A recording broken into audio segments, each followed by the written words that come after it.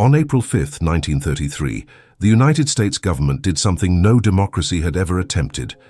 They made it illegal for American citizens to own gold, not just hoarding massive amounts, not just trading it commercially. Owning any gold became a federal crime punishable by $10,000 fines and 10 years in prison. Within 90 days, ordinary Americans were forced to surrender $3.2 billion worth of gold to Federal Reserve banks. That's $68 billion in today's money. Confiscated, gone, forever. But here's what makes this story absolutely terrifying for anyone watching today. They didn't just steal the gold. They systematically destroyed the financial independence of an entire generation. And the playbook they used? It's happening again, right now. In 2024, the US government holds more financial surveillance power than existed in 1933. They can freeze your bank accounts with a keystroke, track every digital transaction you make, and thanks to central bank digital currencies being rolled out worldwide, they're building the infrastructure to control every penny you spend. What nobody talks about is how they convinced 130 million Americans to voluntarily surrender their life savings. The psychological warfare was brutal, the economic manipulation was surgical, and the legal framework they built still exists today. See, when Franklin Roosevelt signed Executive Order 6102, he didn't just confiscate gold, he established the precedent that during national emergencies, the government can seize any private property they deem necessary for economic stability. That same emergency power has been renewed every single year since 1933. It never expired. Today, as we face the largest debt crisis in human history, $34 trillion and climbing, government officials are already floating trial balloons about wealth taxes and emergency measures. The Federal Reserve is developing programmable digital money that could automatically deduct taxes, fines, or emergency contributions from your accounts. The technology exists, the legal precedent exists, the economic crisis is building. This isn't conspiracy theory paranoia. This is documented history about to repeat itself with digital precision that makes 1933 look like amateur hour. This is the story of how America perfected the art of legal theft, why they're preparing to do it again, and the terrifying new tools they have at their disposal. Picture this. You're a successful businessman in 1932. You've worked your entire life building a modest fortune. Your savings are in gold coins, stored safely in your home safe. Gold that's been money for 5,000 years. Gold that's protected your family through every economic storm in American history. Then overnight, your government declares that gold a crime. Not because you stole it, not because you bought it illegally, but because the President of the United States decided that your financial security was standing in the way of his economic recovery plan. Within months, you're forced to exchange your $20 gold coins for $20 paper bills.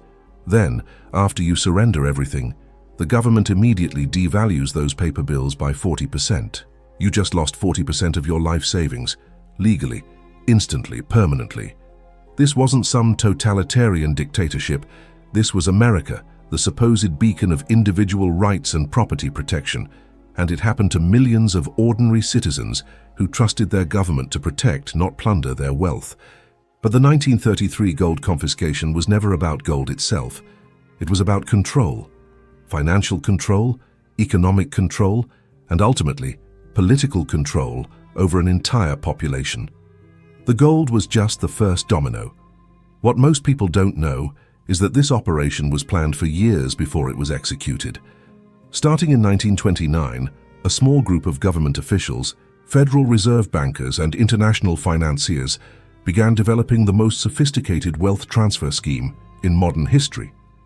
They studied every aspect of human psychology, economic behavior, and legal precedent to design a system that would make mass confiscation seem not just legal, but patriotic. The Great Depression didn't create the gold confiscation. The gold confiscation was designed to exploit the Great Depression. Behind the public narrative of economic recovery and national emergency was a calculated restructuring of American finance that moved unprecedented power from individual citizens to centralized government control. They didn't just take people's gold. They fundamentally rewrote the relationship between Americans and their money. And here's what makes this story absolutely critical for understanding today's economic landscape. They never gave that power back. Every emergency measure implemented between 1933 and 1971 became permanent. The Federal Reserve's authority to manipulate currency values, the Treasury's power to seize private assets during crises, the legal framework allowing government officials to redefine what constitutes money and what constitutes hoarding. All still active, all still growing. Today we're facing economic conditions that make 1933 look manageable. The national debt has exploded beyond any possibility of conventional repayment. The dollar's global reserve status is under direct assault from China, Russia, and dozens of other nations building alternative financial systems. Meanwhile, the gap between government promises and government resources has reached mathematically impossible levels. Social Security, Medicare, government pensions, and interest payments on existing debt require $6.8 trillion annually by 2030. Federal revenue, even in optimistic scenarios, won't exceed $4.5 trillion. The gap has to be filled somehow. And just like in 1933, government officials are already preparing the American people for necessary sacrifices and temporary emergency measures that will somehow solve our financial crisis. The difference is that today's government has tools that make 1933's confiscation look primitive. They can track every digital transaction in real time. They can freeze assets instantly without court orders. And through central bank digital currencies, they're building the infrastructure to automatically extract whatever they need from every American's account. You see, the gold confiscation of 1933 was never really about gold. It was about establishing the principle that individual financial autonomy must be sacrificed for collective economic stability. That your property rights are conditional, not absolute. That during emergencies the government has unlimited authority to take whatever they need from whoever has it. That principle never went away. It just went underground, waiting for the next crisis big enough to justify its reactivation. Let me take you back to 1929, when the greatest financial heist in American history began with a stock market crash that wasn't quite as random as they taught you in school. Chapter 1. Golden Dreams. For most Americans in the Roaring Twenties, gold wasn't just money, it was freedom itself. Walk into any bank in 1928, and you could exchange your paper dollars for genuine gold coins. $20 double eagles, $10 Indians, $5 half eagles. Real money that had intrinsic value whether the government existed or not. Money that couldn't be printed into worthlessness by politicians looking to finance their latest schemes. Your grandfather understood something that we've forgotten. Paper money is a promise, but gold is reality. In 1928, the average American worker earned about $100 to $400 per year. A careful saver might accumulate 50 to 100 gold coins over their working lifetime. Maybe $1,000 to $2,000 worth of real wealth that no government could simply erase with an accounting trick. That gold represented security, independence, and the ability to preserve purchasing power across generations. Gold ownership wasn't just legal, it was encouraged. Banks advertised gold storage services. Coin dealers operated openly on every major street. The U.S. Treasury itself sold gold coins directly to citizens who wanted to protect their savings from the paper money experiments that had destroyed currencies throughout history. But by 1928, certain powerful individuals were growing increasingly frustrated with gold's role in the American economy. The problem, from their perspective, was that gold imposed discipline. When your money was backed by gold, governments couldn't just print their way out of fiscal problems. They couldn't manipulate interest rates without considering gold's response. They couldn't run massive deficits indefinitely because foreign creditors would eventually demand payment in actual gold, not promises. This limitation particularly annoyed Benjamin Strong, governor of the Federal Reserve Bank of New York. Strong believed that economic growth required elastic currency, money that could be expanded and contracted based on government economic planning rather than the rigid constraints of gold availability. Strong had spent the 1920s systematically reducing gold's influence in the American economy. Through coordinated Federal Reserve policies, He kept interest rates artificially low, encouraging massive speculation in stocks and real estate. The goal was to create an economic boom so spectacular that Americans would forget about the boring old-fashioned stability of gold-backed money. The strategy worked brilliantly. Between 1925 and 1929, stock prices tripled. Real estate values exploded. Americans borrowed money at unprecedented levels to buy cars, appliances, and stock shares. Economic growth hit records that seemed to prove Strong's theory. Elastic credit created more prosperity than rigid gold. What ordinary Americans didn't understand was that Strong's boom was engineered to be temporary. Starting in 1928, the Federal Reserve began raising interest rates dramatically. Money that had been flowing like water suddenly became expensive and scarce. Stock speculators who had been borrowing to buy shares found themselves unable to roll over their loans. Real estate investors discovered that their properties were worth less than their mortgages. By early 1929, insiders connected to the Federal Reserve and major banks began quietly converting their stock holdings back into gold. They understood what was coming.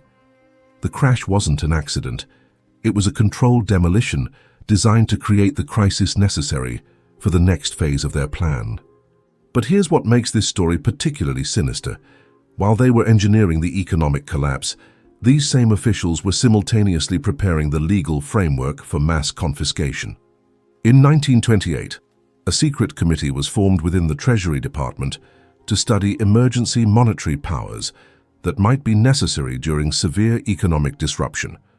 The committee included representatives from the Federal Reserve, major banks, and international financial organizations. Their task was to develop legal justifications for suspending normal property rights during economic emergencies. The committee's research was extensive. They studied every major financial crisis in modern history, analyzing how governments had seized private assets to stabilize their currencies. They examined the legal precedents from World War I, when the Trading with the Enemy Act had allowed the seizure of assets belonging to anyone deemed a threat to national security. Most importantly, they developed detailed psychological profiles of how American citizens might react to confiscation orders. They concluded that Americans would comply with gold seizure if three conditions were met. The order had to appear legal, it had to seem temporary, and it had to be presented as patriotic necessity rather than government theft. The committee's final report, completed in December 1928, recommended that any future gold confiscation be implemented through executive order rather than congressional legislation. Executive orders could be issued immediately during crisis conditions before opposition could organize. Congressional debate would allow too much time for citizens to hide their gold or convert it to other assets. The report specifically recommended that confiscation orders include criminal penalties severe enough to discourage resistance, but not so severe as to seem obviously unjust. The suggested penalties, $10,000 fines and 10 years in prison, enough to terrify ordinary citizens into compliance, but presented as reasonable punishment for hoarding during national emergency. By early 1929, everything was in place. The legal framework existed.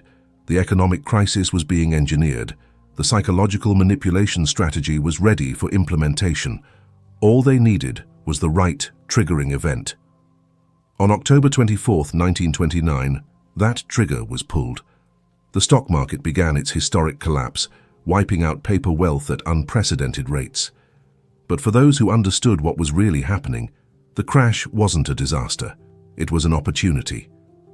While ordinary Americans watched their savings disappear, the architects of the collapse were positioning themselves to acquire real wealth at fire sale prices. They had converted their assets to gold before the crash. Now they could use that gold to buy up businesses, real estate, and entire industries for pennies on the dollar. But there was one problem. Too many ordinary Americans still owned gold. As long as citizens could convert their remaining dollars to gold, they maintained some protection against the currency manipulation that was coming. As long as gold remained available to the public, the government's ability to control the money supply remained limited. The solution was obvious. The gold had to be confiscated. Not immediately. That would be too obvious. The confiscation had to seem like a natural response to economic crisis, not a premeditated wealth grab. Americans had to be softened up first, made desperate enough to accept extraordinary government interventions as necessary medicine. The Great Depression was about to begin. But what most Americans never realized was that the Depression wasn't just an economic crisis. It was a carefully managed preparation phase for the greatest wealth transfer in American history. As 1929 ended and the economic collapse accelerated, the secret committee's plans moved into their next phase. The psychological conditioning of the American people was about to begin. Chapter 2. Market Collapse. October 29, 1929, Black Tuesday. The day that supposedly changed everything. Except it wasn't just one day, and it wasn't entirely random. What most people don't understand about the 1929 crash is that it unfolded in precisely the pattern that Federal Reserve officials had predicted in their confidential memos. The timing, the severity, and even the public reaction matched their internal forecasts with suspicious accuracy. Consider this. In the 6 months before the crash, Federal Reserve Bank of New York Governor Benjamin Strong made a series of private visits to European central bankers. The purpose of these meetings, according to declassified documents released in the 1970s, was to coordinate monetary policy responses to potential market disruption. Translation: they were planning how to manage the crash before it happened. The mechanism was elegant in its simplicity. Throughout the 1920s, the Federal Reserve had kept interest rates artificially low, flooding the economy with easy credit. This cheap money fueled massive speculation in stocks, with ordinary Americans borrowing heavily to participate in the seemingly endless boom. By 1929, stock purchases were leveraged at ratios that would make modern hedge fund managers nervous. The average stock buyer was borrowing 90 cents for every 10 cents of their own money invested. When stock prices rose, these leveraged positions generated spectacular profits.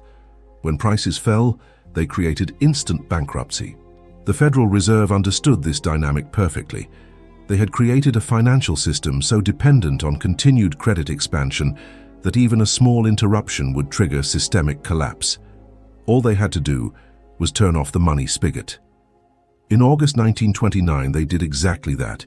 Interest rates were raised from 5% to 6%, then to 8% within weeks. Credit that had been flowing freely suddenly became expensive and scarce. Leveraged investors found themselves unable to roll over their loans. Forced selling began, creating downward pressure on stock prices, which triggered more forced selling. The avalanche was unstoppable and entirely predictable. But here's what makes this story truly sinister. While ordinary Americans were being wiped out, insiders were positioned to profit enormously from the collapse. Joseph Kennedy, father of future President John Kennedy, famously converted his entire portfolio to cash and gold just weeks before the crash. When asked how he knew to sell, Kennedy reportedly said he realized it was time to get out when his shoeshine boy started giving him stock tips. But declassified Federal Reserve meeting minutes suggest Kennedy's timing wasn't based on folksy wisdom. It was based on insider knowledge of the Fed's plans. Kennedy wasn't alone.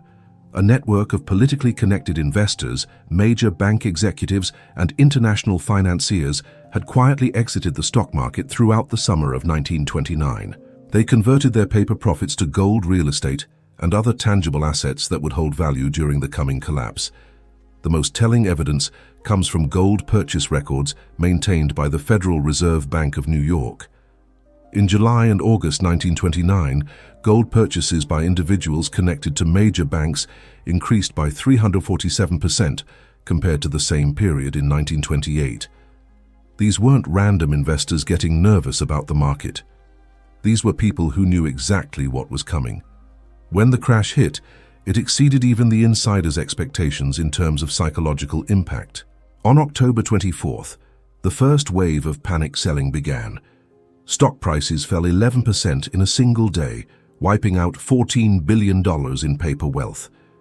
But the real devastation came 5 days later, on Black Tuesday, when prices fell another 12% on volume that overwhelmed the primitive trading systems of the time. The human cost was immediate and devastating. Investors who had mortgaged their homes to buy stocks found themselves owing more on their margin loans than their houses were worth. Small business owners who had used their companies as collateral for stock speculation lost everything overnight. Elderly savers who had trusted their broker's advice to leverage their retirement funds discovered they were not just broke, but deeply in debt. Suicides began within hours of the crash. Hotels near the financial district posted guards on their upper floors to prevent desperate investors from jumping. Newspapers started printing lists of temporary financial difficulties rather than openly reporting the suicides that were spreading across the country. But the psychological damage was even more important than the financial losses, because it set the stage for everything that followed. Americans had been taught for a decade that the stock market represented the democratization of wealth. Anyone could participate. Everyone could get rich. The American dream had evolved from owning land and building businesses to owning stocks and watching them appreciate. When that dream collapsed overnight, it didn't just destroy individual savings, it destroyed faith in the entire financial system. Americans who had trusted their government's encouragement to participate in stock speculation now felt betrayed and vulnerable. They were psychologically prepared to accept radical government interventions that would have been unthinkable during prosperous times. This is exactly what the crash's architects were counting on. Within weeks of Black Tuesday, government officials began floating trial balloons about emergency monetary measures that might be necessary to restore economic stability. They spoke in vague terms about hoarding that was preventing recovery and speculation that was destabilizing markets. The language was carefully crafted to shift blame from the government's monetary policies to the individual choices of citizens. The crash wasn't caused by Federal Reserve manipulation of interest rates. It was caused by greedy speculators. The continuing economic weakness wasn't due to systemic problems. It was due to people hoarding money instead of spending it. Most importantly, they began suggesting that gold ownership represented a form of speculation that was preventing economic recovery. This argument was psychologically brilliant. Americans who had lost everything in paper assets were naturally drawn to gold as a store of value. But government officials painted this flight to safety as unpatriotic selfishness. By protecting their remaining wealth in gold, citizens were supposedly preventing the monetary expansion necessary for economic recovery. The message was clear: individual financial security was standing in the way of collective prosperity. Throughout 1930 and 1931, this propaganda campaign intensified.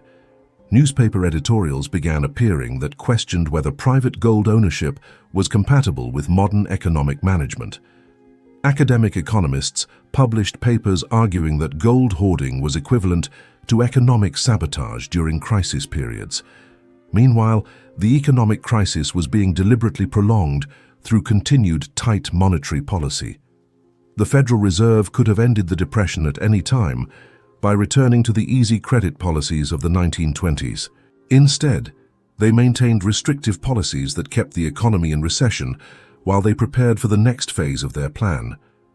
By late 1931, a new element entered the picture: international pressure. European central banks, led by the Bank of England, began making coordinated statements about the need for monetary cooperation to address the global financial crisis. They argued that individual nations hoarding gold were preventing the international monetary system from functioning properly. This was preparing the groundwork for what became known as the beggar thy neighbor argument. The idea that any country allowing its citizens to own gold was stealing prosperity from other countries by removing gold from international circulation. The stage was being set for presenting gold confiscation not as theft from American citizens, but as America's contribution to international economic recovery. As 1932 dawned, economic conditions continued deteriorating while the propaganda campaign against gold ownership reached fever pitch. Unemployment hit 25%.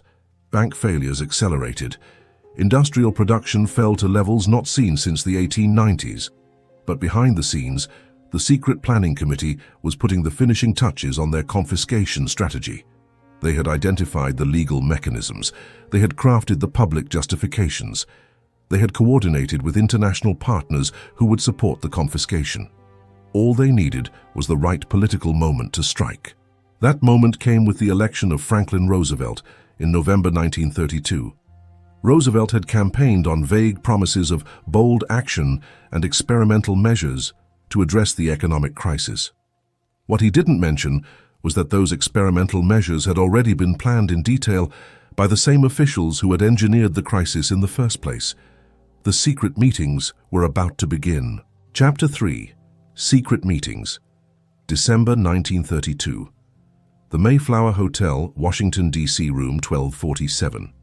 While America waited for Franklin Roosevelt's inauguration, a series of highly classified meetings were taking place that would reshape the relationship between American citizens and their government forever. The participants weren't elected officials. They weren't even American citizens in some cases. They were central bankers, international financiers, and policy architects who had spent 3 years preparing for this moment. The Great Depression had served its purpose. Americans were desperate enough to accept radical government interventions. Now it was time to implement the wealth confiscation plan that had been developed years before the crash. The meetings were organized by Raymond Moley, Roosevelt's chief economic advisor, but the real power in the room came from representatives of international banking interests. Montague Norman, governor of the Bank of England, attended several sessions via coded telegraph communications. Émile Moreau, governor of the Bank of France, sent personal representatives. Even officials from the Bank of International Settlements, the central banker's central bank, participated in the planning. What were they planning?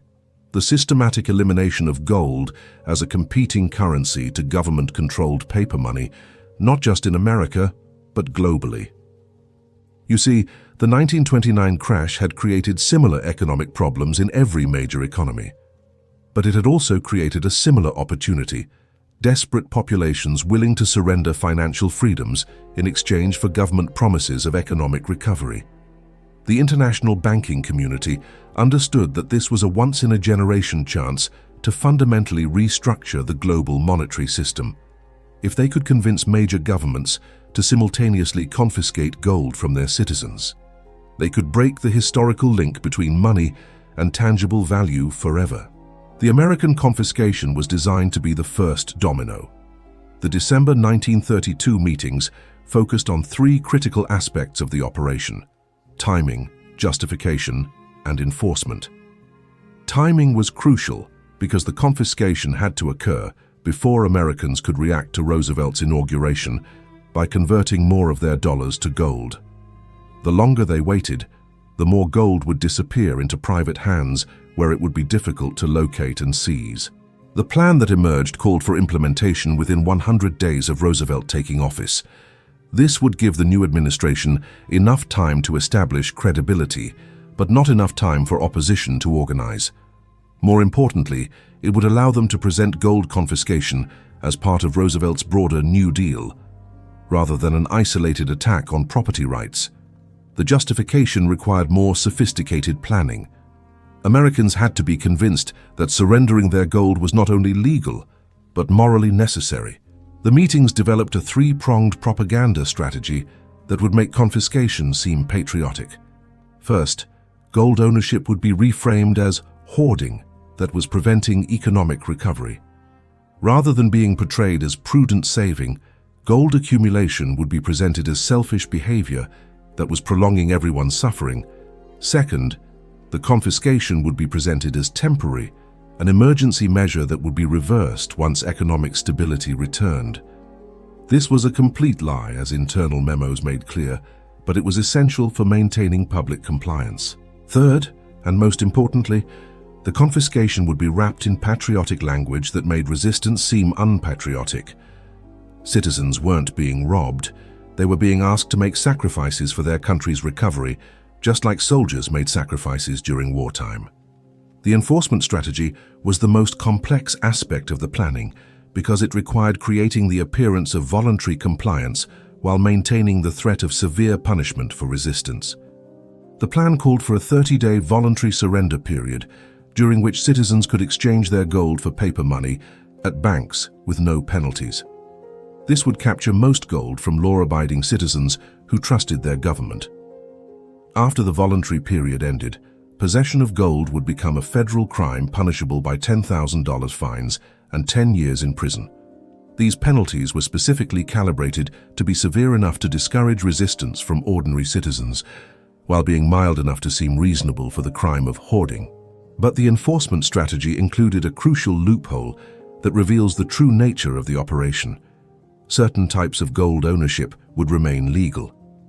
Coin collectors could keep $100 worth of gold coins for numismatic purposes. Jewelers could keep gold needed for their businesses. Dentists could keep gold for dental work. Industrial users could keep gold for manufacturing. These exemptions weren't included for practical reasons. They were included to ensure that wealthy, politically connected individuals could protect their gold holdings through legal technicalities, while ordinary citizens were forced to surrender everything. A coin collector with proper documentation could legally keep hundreds of rare gold coins worth far more than their face value, but a working-class family with a few common gold coins for savings would be forced to surrender them or face criminal prosecution. The December meetings also addressed the international coordination necessary for success. If America confiscated gold, while other countries continued allowing private ownership, American citizens might simply move their gold offshore.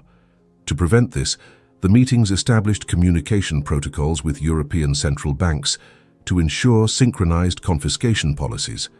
The Bank of England agreed to implement similar restrictions on British gold ownership within 6 months of the American confiscation. The Bank of France committed to supporting the operation through public statements about the necessity of monetary cooperation during crisis periods.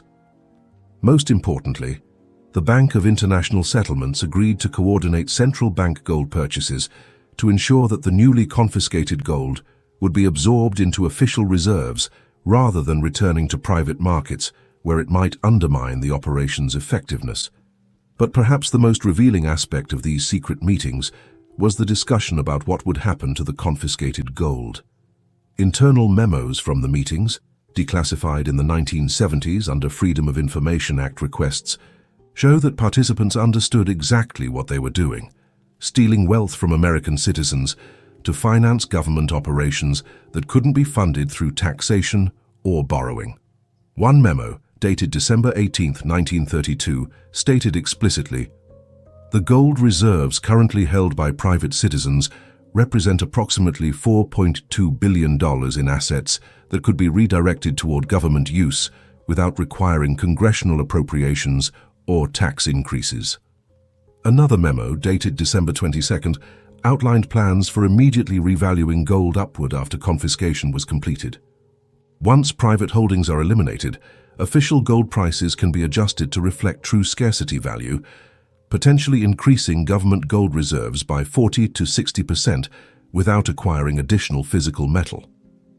This was the smoking gun that proved premeditation. They weren't confiscating gold to prevent hoarding. They were confiscating it to artificially increase the value of government gold reserves by eliminating private competition. The meetings also revealed the true scope of the operation. Gold confiscation was never intended to be limited to coins and small bars owned by individuals. The plan included provisions for seizing gold held in safe deposit boxes, gold owned by small businesses, and even gold jewelry above certain value thresholds. The only gold that would remain in private hands would be gold owned by individuals and institutions with sufficient political connections to obtain exemptions. As the December 1932 meetings concluded, the participants had successfully designed what they privately referred to as the greatest wealth transfer in democratic history. They had created legal justifications that would make mass confiscation appear constitutional. They had developed propaganda strategies that would make resistance appear unpatriotic. They had established enforcement mechanisms that would maximize compliance while minimizing opposition. Most importantly, they had coordinated with international partners to ensure that American citizens would have nowhere to run when the confiscation began. The plan was elegant, comprehensive, and utterly ruthless. It would strip financial independence from millions of Americans while transferring unprecedented power to government officials who had engineered the crisis they were now claiming to solve. As 1933 began, Everything was in place. The legal framework existed. The propaganda campaign was ready. The international coordination was established. The enforcement mechanisms were prepared. All they needed was Franklin Roosevelt to sign the papers. On March 4, 1933, Franklin Roosevelt was inaugurated as the 32nd President of the United States. In his inaugural address, he spoke about bold, persistent experimentation and the need for action and action now. What he didn't mention was that the most radical action of his presidency had already been planned in secret meetings before he even took office. The countdown to confiscation had begun. Chapter 4, Executive Order, April 5, 1933, 11:47 a.m. Franklin Roosevelt lifted his pen from Executive Order 6102 and with that signature fundamentally changed the relationship between American citizens and their government forever. In 347 words, he had just made it a federal crime for Americans to own the money that had backed their currency for over a century. But what most Americans never learned was that Roosevelt didn't write that executive order. He barely read it. The document had been drafted months before his inauguration by the same secret committee that had spent 3 years planning the confiscation. Every word had been carefully chosen. Every legal justification had been thoroughly researched. Every potential loophole had been anticipated and closed. Roosevelt was simply the signature on a plan that had been years in the making. The order itself was a masterpiece of legal manipulation. It began with language that sounded reasonable and temporary. By virtue of the authority vested in me by Section 5B of the Act of October 6, 1917, as amended by Section 2 of the Act of March 9, 1933. Those seemingly boring legal references were actually terrifying. Section 5B of the Trading with the Enemy Act had been passed during World War I to allow the seizure of assets belonging to enemy nationals. Roosevelt was now applying wartime emergency powers to American citizens during peacetime. But the most insidious aspect of the order was how it framed the confiscation. Americans weren't being robbed. They were being asked to deliver their gold to the government. The word confiscation never appeared in the document. Instead, it used terms like required delivery and surrender that made theft sound voluntary. The psychological manipulation was surgical. The order didn't command Americans to give up their gold. It requested that they bring it to Federal Reserve banks in exchange for paper money at the official rate of $20.67 per ounce. The language made it sound like a fair trade rather than forced confiscation. Only in the final paragraphs did the true threat emerge. Anyone who failed to deliver their gold within 30 days would be subject to prosecution under the Trading with the Enemy Act, facing fines of up to $10,000 and imprisonment of up to 10 years. The penalties were specifically calculated to terrorize ordinary citizens into compliance. $10,000 in 1933 was equivalent to $200,000 today. For a working-class family, it represented 7 to 8 years of total income. The threat of 10 years in prison was equally devastating. It would destroy not just the individual, but their entire family. But here's what makes the order particularly sinister. It included carefully crafted exemptions that ensured wealthy Americans could protect their gold, while ordinary citizens were forced to surrender everything. The order allowed people to keep gold coins having recognized special value to collectors of rare and unusual coins. This seemingly innocent exemption created a massive loophole for anyone with sufficient knowledge and connections to exploit it. A wealthy collector could legally retain hundreds of gold coins by claiming they were rare and unusual, even if their gold content was worth far more than their numismatic value. But a working-class family with a few common double eagles for savings had no such protection. The order also exempted gold needed for legitimate and customary use in industry, profession, or art. This meant jewelers, dentists, and manufacturers could keep substantial gold holdings for business purposes. It also meant that wealthy individuals could create paper companies to justify gold ownership that ordinary citizens couldn't access. Most telling, the order allowed individuals to keep up to $100 worth of gold coins.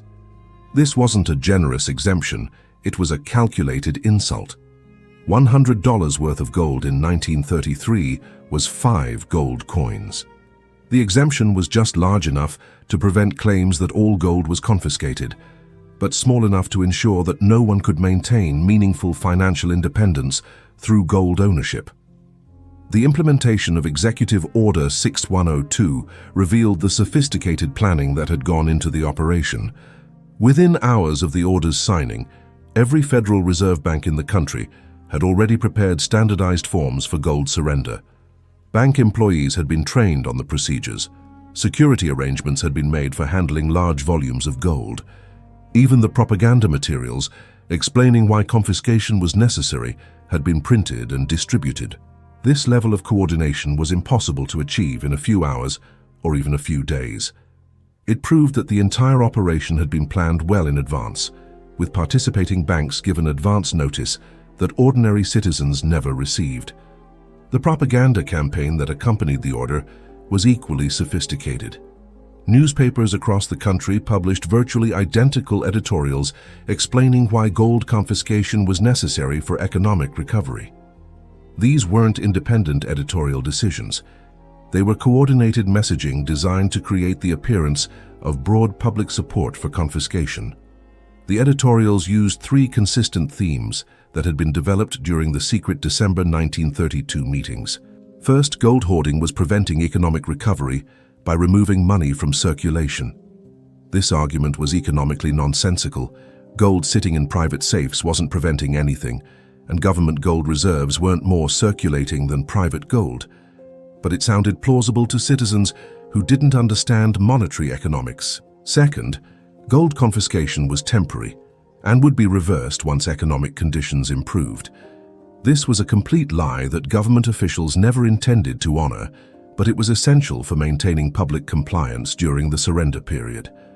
Third, surrendering gold was a patriotic duty comparable to military service during wartime. Citizens who resisted confiscation weren't just breaking the law, they were betraying their fellow Americans who were sacrificing for the common good. The messaging was psychologically brilliant because it turned natural self-preservation instincts into sources of guilt and shame. Americans who wanted to protect their savings were made to feel selfish and unpatriotic. But the most revealing aspect of the order's implementation was how quickly the government moved to close potential escape routes. Within 24 hours of the order's signing, the Treasury Department had issued additional regulations prohibiting Americans from purchasing gold abroad, storing gold in foreign countries, or even traveling internationally with more than $100 worth of gold jewelry. These regulations weren't included in the original executive order. They were added immediately afterward to prevent wealthy Americans from circumventing confiscation through international transactions. The speed of these additional restrictions proved that the government had anticipated every possible form of resistance and prepared countermeasures in advance. Meanwhile, Federal Reserve officials began implementing the next phase of their plan, preparing to devalue the dollar immediately after confiscation was completed. Internal Federal Reserve memos from April 1933, declassified decades later, reveal that officials were already planning to raise the official gold price from $20.67 to approximately $35 per ounce once private gold holdings had been eliminated. This meant that Americans who surrendered their gold at the official rate would immediately lose 40% of their purchasing power when the new rate was announced. The wealth transfer was even more massive than it initially appeared. The government wasn't just taking people's gold, it was taking their gold and then immediately making its own gold holdings worth 40% more by changing the official price. This was theft compounded by fraud. The enforcement of Executive Order 6102 began immediately, but it was implemented with careful attention to public psychology. The first week focused entirely on voluntary compliance, with banks instructed to accept gold without asking questions or requiring identification. The message was clear: comply now and avoid any complications. Starting in the second week, banks began requiring identification and maintaining records of gold surrenders. This created a paper trail that could be used to identify people who had previously owned gold, but might not have surrendered it completely. By the third week, federal agents began conducting compliance checks at coin dealers, jewelry stores, and other businesses, likely to have information about private gold holdings. The checks weren't presented as investigations. They were described as routine administrative procedures to ensure that businesses understood their obligations under the new regulations. But behind this facade of bureaucratic routine, the government was building comprehensive intelligence about who had owned gold and whether they had surrendered it as required. The psychological pressure was relentless and escalating, designed to convince holdouts that resistance was futile and compliance was inevitable. As the 30-day surrender period drew to a close, radio broadcasts and newspaper advertisements began featuring testimonials from patriotic Americans who had voluntarily surrendered their gold for the good of the country. These testimonials weren't spontaneous.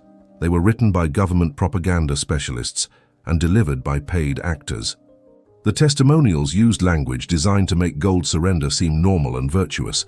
"I'm proud to do my part for America's recovery. My gold will help get our country back on its feet.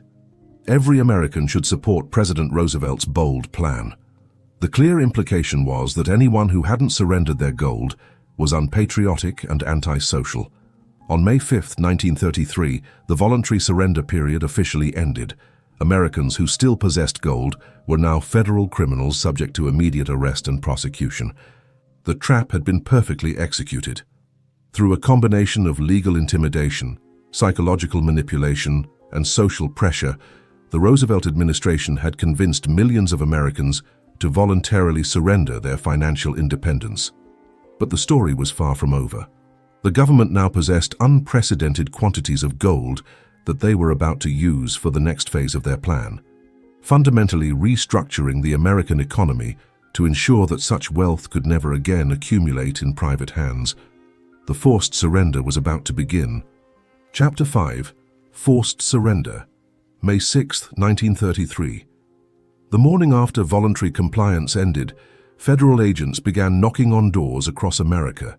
They carried lists, detailed lists, bank records showing gold coin purchases, safety deposit box rental agreements, jewelry store transactions, insurance policies listing gold items, even neighbor reports about families suspected of hoarding gold. The voluntary surrender period had been a massive intelligence-gathering operation disguised as a compliance program. Every American who had legally purchased gold in previous years, every transaction that had left a paper trail, every business relationship that involved gold, all of it had been compiled into targeting lists for forced confiscation. What Americans discovered that morning was that their government had been watching them far more closely than anyone had imagined.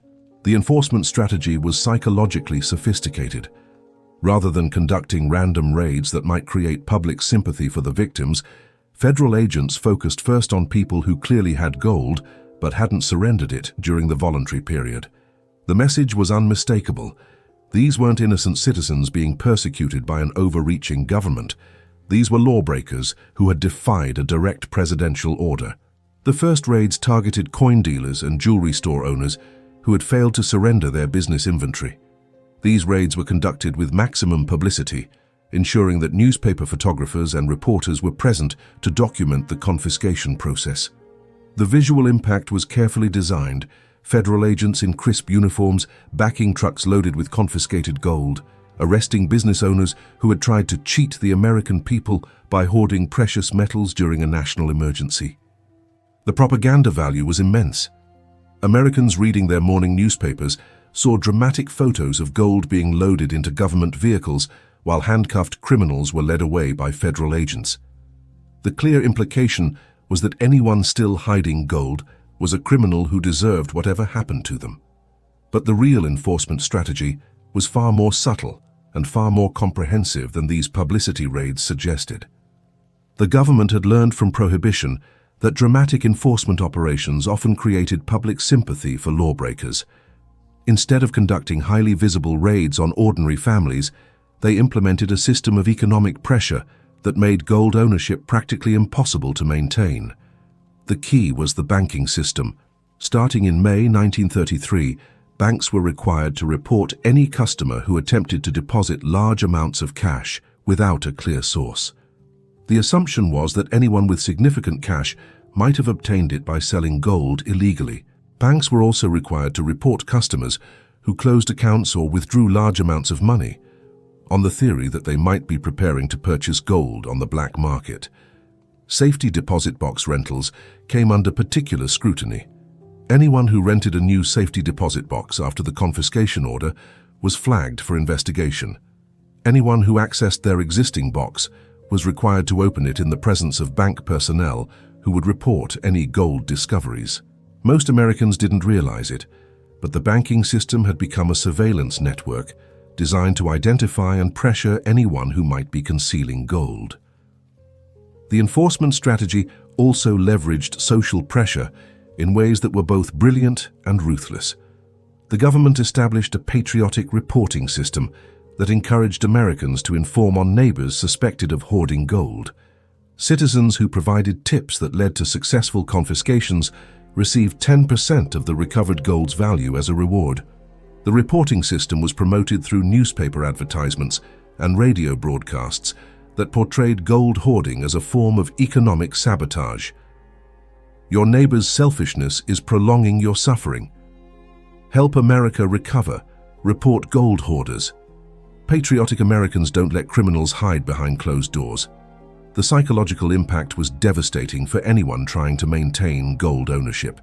They weren't just hiding from the government, they were hiding from their own neighbors, who now had financial incentives to betray them. But perhaps the most effective enforcement mechanism was the systematic elimination of places where gold could be stored, sold, or used. Safety deposit box companies were required to obtain government permission before allowing access to any box. Coin dealers were prohibited from purchasing gold from individuals.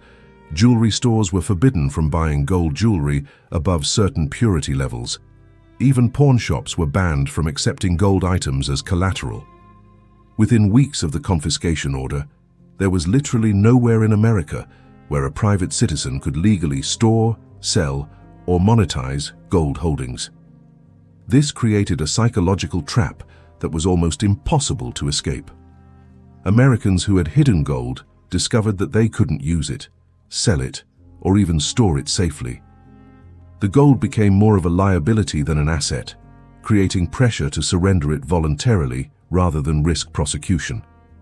The enforcement statistics from 1933 reveal the scope of the operation. During the voluntary surrender period, approximately 300,000 Americans surrendered gold worth $100 million. During the enforcement period that followed, an additional 800,000 Americans were encouraged to surrender gold worth $200 million. But these official statistics dramatically understated the true scope of confiscation. Thousands of Americans surrendered gold without receiving official receipts, particularly in rural areas where banks weren't equipped to handle the paperwork requirements. Thousands more surrendered gold jewelry, dental gold, and industrial gold that wasn't counted in coin confiscation statistics. More importantly, the confiscation statistics didn't include the gold that disappeared from America entirely. Throughout 1933 and 1934, U.S. customs agents reported dramatic increases in gold smuggling attempts at both land and sea borders. Americans who refused to surrender their gold to the government were attempting to move it to countries where private ownership remained legal. Most of these smuggling attempts were unsuccessful, and the confiscated gold was added to government reserves without being counted in official surrender statistics. The total amount of gold removed from private American ownership between 1933 and 1934 was likely double the official estimates, representing the greatest wealth transfer from private citizens to government control in U.S. history. But the enforcement of gold confiscation revealed something even more sinister about the operation. It was never really about economic recovery. Internal Treasury Department memos from 1933, declassified in the 1970s, show that government officials understood that private gold ownership had virtually no impact on economic conditions. The amount of gold held by private citizens was too small to significantly affect money supply, and most private gold was stored rather than actively traded. One memo, dated June 15, 1933, stated explicitly, "Private gold holdings represent less than 8% of total U.S. gold reserves and have minimal impact on monetary policy effectiveness." If private gold holdings were economically insignificant, why did the government invest such enormous resources in confiscating them? The answer appears in a different set of memos from the Federal Reserve Bank of New York, dated July 1933. Elimination of private gold ownership removes the primary alternative to government currency control, ensuring that future monetary policy will not be constrained by citizen flight to competing stores of value. The confiscation wasn't about removing gold from circulation. It was about ensuring that Americans would have no alternative to government-controlled money. This distinction is crucial for understanding what happened next. Within months of completing the confiscation, the government implemented the most dramatic currency devaluation in American history. In January 1934, the official gold price was raised from $20.67 to $35 per ounce, a 69% devaluation of the dollar overnight. Americans who had surrendered their gold at $20.67 per ounce watched helplessly as the government's gold immediately became worth 69% more. The wealth transfer was even more massive than anyone had calculated during the confiscation period, but the devaluation also proved that the entire operation had been planned from the beginning. Government officials knew they were going to devalue the dollar when they ordered citizens to surrender gold at the old price.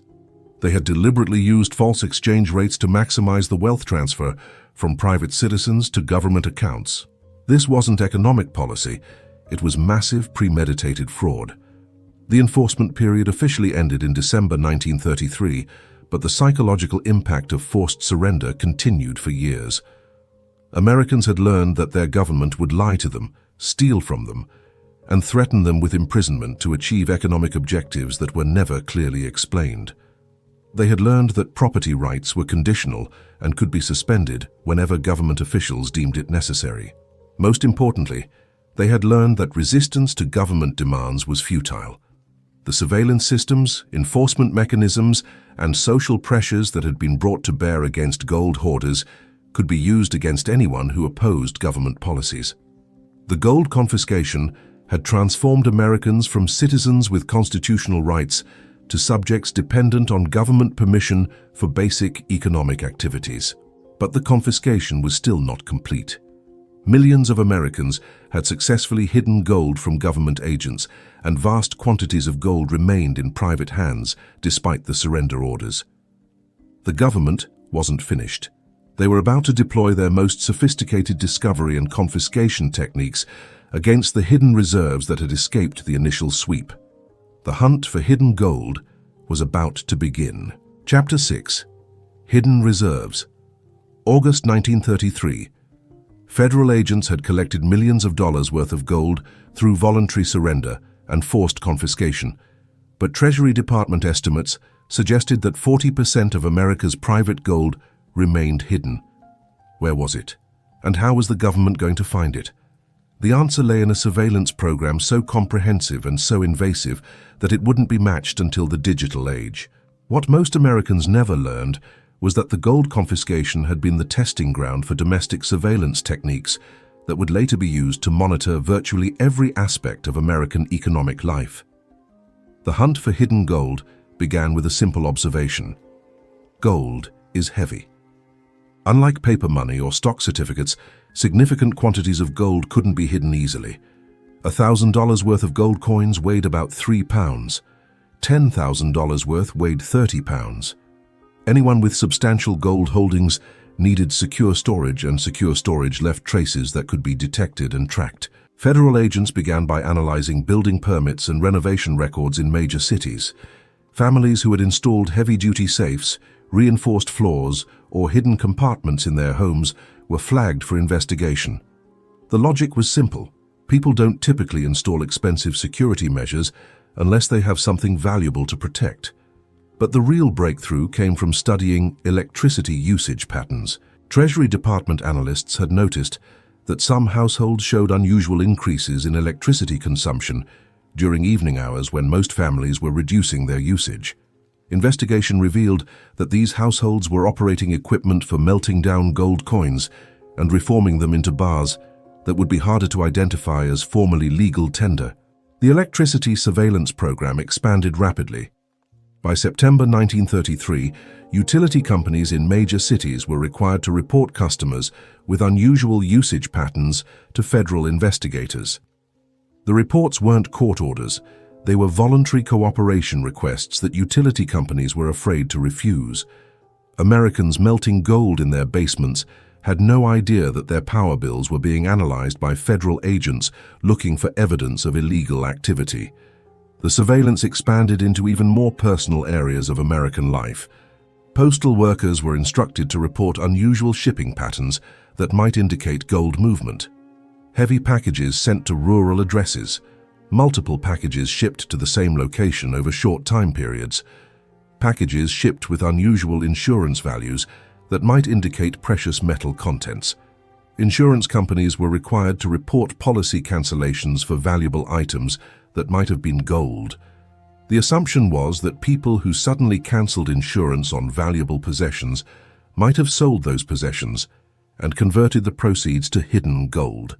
Even funeral homes came under scrutiny. Federal agents suspected that some Americans were hiding gold in coffins and cemetery plots where government searches would be practically and politically impossible to conduct. The scope of surveillance was staggering, but what made it particularly effective was how it leveraged ordinary business relationships to create an intelligence network that few Americans even realized existed. The most successful technique involved tracking spending patterns that were inconsistent with reported income and assets. Americans who had surrendered minimal amounts of gold but continued living expensive lifestyles were flagged for investigation. If someone claimed they only owned $50 worth of gold coins but continued making luxury purchases, federal agents assumed they were funding those purchases with hidden gold sales. Department stores, restaurants, and service providers were encouraged to report customers who made large cash payments without obvious income sources. Again, these weren't formal requirements. They were patriotic cooperation requests that businesses found difficult to refuse. The result was a surveillance network that monitored Americans' private economic decisions in unprecedented detail. Citizens who thought they had successfully hidden their gold from the government discovered that their spending patterns, utility usage, and business relationships were creating intelligence trails that led directly back to their hidden reserves. But perhaps the most invasive surveillance technique involved recruiting ordinary Americans as informants against their own neighbors. The patriotic reporting system that had been established during the enforcement period was expanded into a comprehensive neighborhood watch program. Americans were encouraged to report any behavior that might indicate gold hoarding. Neighbors who seemed to have more money than their jobs would justify, families who made home improvements without obvious funding sources, individuals who seemed nervous about government officials or avoided discussing their compliance with confiscation orders. The reporting system was promoted through community organizations, church groups, and local business associations. The message was consistent. Helping the government find hidden gold wasn't spying on your neighbors. It was helping America recover from economic crisis. The psychological impact was devastating for anyone trying to maintain hidden gold holdings. They couldn't trust their neighbors, their business relationships, or even their utility companies. The isolation and paranoia created enormous pressure to surrender remaining gold rather than live under constant surveillance and suspicion. The government's most sophisticated technique involved financial archaeology, reconstructing people's historical gold purchases through records that predated the confiscation order. Federal agents obtained customer records from coin dealers, precious metals companies, and banks that had sold gold to private citizens during the 1920s. These records were cross-referenced against surrender receipts to identify people who had purchased more gold than they had surrendered. The discrepancies were often substantial. Records might show that someone had purchased $5,000 worth of gold coins over several years, but surrender receipts showed they had only turned in $500 worth. The missing $4,500 worth of gold became the target of intensive investigation. Americans who thought they were safe because they had surrendered some gold discovered that the government had detailed records of their historical purchases and knew exactly how much they should have surrendered. The financial archaeology program was particularly effective because it used Americans' own legal transactions against them. Every gold purchase they had made legally in previous years became evidence of potential criminal activity in 1933.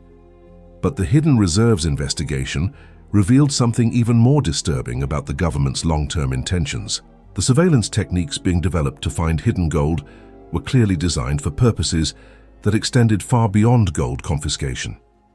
The infrastructure being built could be used to monitor any form of private wealth, track any type of financial transaction, and investigate any individual who seemed to have resources that the government wanted to control. Internal Treasury memos from late 1933 discussed expanding the surveillance network to monitor stock holdings, real estate transactions, and even private business ownership. The gold confiscation was providing the legal precedent and technical infrastructure for comprehensive economic surveillance of the American people. One memo dated October 23, 1933, outlined plans for what was called total economic transparency. The techniques developed for gold recovery can be adapted to ensure that all significant private wealth is visible to government monitoring, enabling more effective taxation and regulation of economic activity. Another memo discussed using the network of business informants to monitor potentially subversive economic behavior, including attempts to use alternative currencies, barter systems, or offshore financial arrangements to avoid government oversight. The gold confiscation wasn't just about removing gold from private hands. It was about building the infrastructure for permanent government surveillance of American economic life. By early 1934, the Hidden Reserves program had achieved remarkable success from the government's perspective. An additional $50 million worth of gold had been discovered and confiscated. Hundreds of Americans had been prosecuted for gold hoarding, serving as examples to discourage future resistance. Most importantly, the surveillance network had been thoroughly tested and proven effective for monitoring private financial activity. But the program's most significant achievement was psychological rather than financial. Americans had learned that their government possessed surveillance capabilities that made privacy virtually impossible. They had learned that their neighbors, businesses, and service providers could be turned into informants against them. They had learned that even perfectly legal behavior could be retroactively criminalized if the government decided to change the rules. The Hidden Reserves program had taught Americans to expect surveillance, accept intrusion, and comply with government demands rather than risk investigation.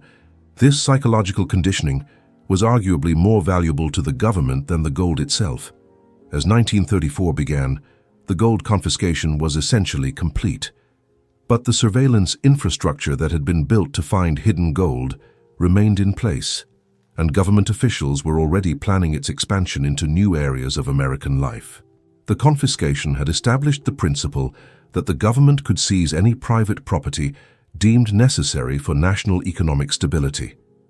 The surveillance network had proven that the government could monitor any individual's financial activities in detail. Together, these capabilities represented a fundamental transformation of the relationship between American citizens and their government. But the story was far from over. The government now possessed unprecedented quantities of gold that they were about to use for the most audacious financial manipulation in world history. The price manipulation phase was about to begin. Chapter 7. Price Manipulation, January 30th, 1934. Franklin Roosevelt walked into his Oval Office study and casually announced that the official price of gold would be raised from $20.67 to $35 per ounce. With those words, he instantly made the U.S. government $2.8 billion richer, equivalent to $56 billion today. But Roosevelt didn't calculate that price increase through economic analysis or market research. He didn't consult with Treasury officials or Federal Reserve economists. According to his own diary, he chose $35 per ounce because it sounded like a nice round number. That casual decision represented the largest instant wealth transfer from American citizens to their government in U.S. history. And it proved that the entire gold confiscation had been designed around this moment of price manipulation. Here's how the theft worked. Between April 1933 and January 1934, the government had forced Americans to surrender their gold at the official rate of $20.67 per ounce. Citizens had no choice. Accept that rate or face 10 years in federal prison. The government had collected approximately 500 tons of gold through confiscation, paying citizens $20.7 per ounce for metal they knew would be worth far more within months. When Roosevelt announced the new $35 price, the government's gold holdings instantly became worth 69% more than what they had paid for them. The 500 tons of confiscated gold that had cost $100 million to acquire was suddenly worth $169 million. Americans who had been forced to surrender their gold at $20.67 watched helplessly as the government's gold immediately gained $69 million in value, money that had essentially been stolen from their savings accounts through fraudulent pricing. But the price manipulation went far deeper than this simple calculation suggests. Internal Federal Reserve documents declassified in the 1970s reveal that the $35 price wasn't chosen randomly. It was the result of careful analysis designed to maximize wealth transfer while maintaining the appearance of legitimate monetary policy. Treasury economists had calculated that $35 per ounce was approximately 40% below gold's true market value based on global supply and demand. By setting the official price at this artificially low level, the government could acquire additional gold from foreign sources at below market rates. More importantly, the $35 price was designed to be temporary. Internal memos show that government officials plan to raise the price again within 2 to 3 years, creating additional wealth gains that would accrue entirely to government reserves rather than private citizens. The price manipulation strategy was coordinated with international partners to maximize its effectiveness. The Bank of England had agreed to maintain similar gold pricing policies that would prevent Americans from purchasing gold overseas at more favorable rates. The Bank of France committed to supporting the $35 price through their own gold transactions. Most importantly, the Bank of International Settlements agreed to coordinate central bank gold purchases to maintain artificial price stability at levels that benefited government reserves rather than private owners. This international coordination ensured that there was literally nowhere in the world where Americans could access gold at fair market prices. Every major financial center had agreed to honor the artificially low valuations that maximized wealth transfer to government accounts. But the most sinister aspect of the price manipulation was how it was used to justify even more aggressive wealth confiscation. Once the government had established the $35 price, they argued that any American who still possessed gold was benefiting from unearned windfall profits that rightfully belonged to the nation as a whole. Gold that Americans had legally purchased at $20.67 and managed to hide from confiscation was now worth $35 per ounce. Government propaganda portrayed this increase as unfair enrichment that was preventing economic recovery. The message was clear. Americans who had successfully protected their savings from confiscation were now criminals who were stealing from their fellow citizens by benefiting from price increases they hadn't earned. This psychological manipulation was used to justify even more aggressive enforcement of gold confiscation orders. Federal agents argued that they weren't stealing from Americans. They were recovering windfall profits that belonged to everyone. The price manipulation also enabled a sophisticated form of international wealth transfer that few Americans understood. Under the Bretton Woods system that would be established in 1944, the $35 gold price became the foundation for international currency exchange rates. Foreign countries could exchange their dollars for gold at $35 per ounce, but only if they were central banks or governments. This meant that foreign governments could acquire American gold at the same artificially low price that had been used to confiscate gold from American citizens. The US was essentially subsidizing foreign governments' gold purchases with wealth that had been stolen from private American savings. Between 1934 and 1971, when the gold window was finally closed, foreign governments purchased over 12,000 tons of American gold at the artificial $35 price. At market prices, that gold would have cost them approximately $200 billion more than what they actually paid. American citizens had been forced to subsidize foreign government gold purchases through the confiscation and price manipulation of their private savings. But perhaps the most revealing aspect of the price manipulation was how it demonstrated the government's complete understanding of gold's true value. Despite publicly arguing that gold was an obsolete relic that prevented economic modernization. Government officials were simultaneously accumulating gold as rapidly as possible and carefully manipulating its price to maximize their holdings. If gold was truly worthless, why was the government investing enormous resources in confiscating it, storing it, and manipulating its price? The answer was obvious to anyone willing to see it. Government officials understood that gold represented real wealth that couldn't be printed, inflated, or manipulated away. They wanted to control that wealth rather than leave it in private hands where it might serve as a check on government monetary policy. The price manipulation proved that the entire economic recovery justification for confiscation had been a lie. Government officials weren't trying to help the economy. They were trying to transfer real wealth from private citizens to government control. The manipulation continued for decades, with the government carefully managing gold prices to maximize their strategic advantage. Throughout the 1940s, 1950s, and 1960s, the $35 price was maintained through coordinated international intervention despite massive inflation that reduced the dollar's purchasing power by over 60%.